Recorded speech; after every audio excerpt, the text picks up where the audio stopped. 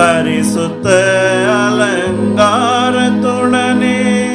தரிசிப்பதினால் சரணம் சரணம். பரிசுத்த அலங்காரத்துடனே தரிசிப்பதினால் சரணம் சரணம்.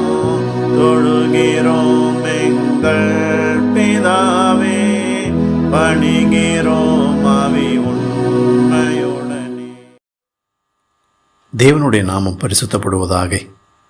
யாக்கோபனுடைய நிருபம் 1 அதிகாரம் 17 நன்மையான எந்த ஈவும் பூரணமான எந்த வரமும் பரத்திலிருந்து உண்டாகி ஜோதிகளின் பிதாவினிடத்திலிருந்து இறங்கி வருகிறது. அவரிடத்தில் யாதொரு மாறுதலும் யாதொரு வேற்றுமையின் நிழலும் இல்லை. இந்த வேதவசனம் தேவன் எத்தனை நல்ல